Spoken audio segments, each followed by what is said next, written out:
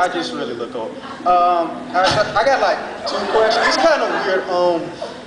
I've noticed that 70% of the games that I have, you're in. Okay. And that's not a bad thing, but I've noticed that no matter how good the voice is, like most of the characters seem to either have a very, very homosexual undertone, or they really say things to male characters that they really shouldn't if they know that the male character is straight. Do you know who keeps casting you like that?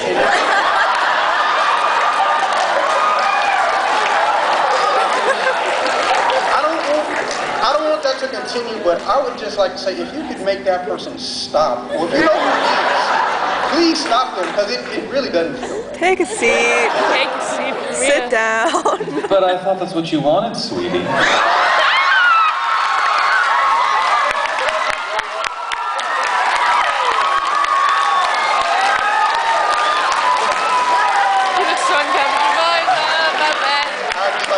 Time to say I'm glad no one has a YouTube account right now. Yeah, I don't think my Superman sounded gay. I don't think. Let's go back to Star Ocean 3. He wore a third of a dress, stockings, no drawers. Sit down. In his good guy ending, he spends his entire life killing with a dude who he can't admit that he loves. Have you been to Japan? Yes. I learned the valuable lesson, but yes. Okay. Yeah, they walk around in the skirts. I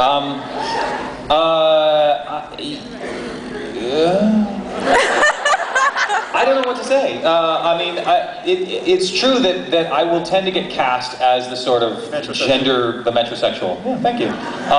It's just shorter. Yeah, the gender-bending character, because I think that I can play that character with sincerity. Somebody once tried to figure out what kind of characters I play, and they're like, well, you play dark brooding heroes, and then you play these maniacal guys like Albedo, and then you play, the cross-dressers, and they're like, what's the common thread? And the common thread that someone came up with, which I thought was really brilliant, was sincerity.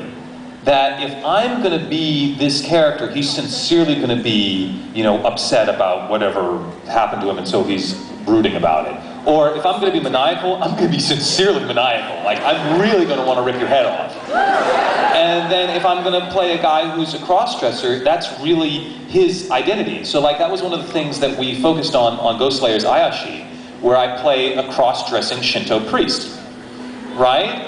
And it's fantastic. Oh, I look gorgeous. And Steve Bloom plays this sort of, rakish, rough around the edges hero dude. And there's a scene where the two of us are in the rain together, and the outtakes from that, oh dear God. So X-rated. But when we were doing it, it was like, you can get guys who can play Faye, but they don't really understand what that's about. That it's not just about doing a stereotype, that there's something going on there. And with the Shinto priest, he shows up and he looks like a girl, and this one guy says, oh, would you like to come to our all-female bath? And he laughs, he goes, I'm a guy, right? And that's that thing, they like to play, that the whole point is that he's not really a girl, he is a guy, he just cross-dresses because that's part of his sort of religious stuff that he's doing. And that somehow I know where that is. It's Dionysus. I played Puck in Midsummer Night's Dream. I play those characters that sort of dance on that line of stuff. So, Alucard dresses as a girl. Hello. Girly card. And it doesn't get much more butch than Alucard. My God. Yeah, and my second question, because I got way off topic. I know, I distracted you.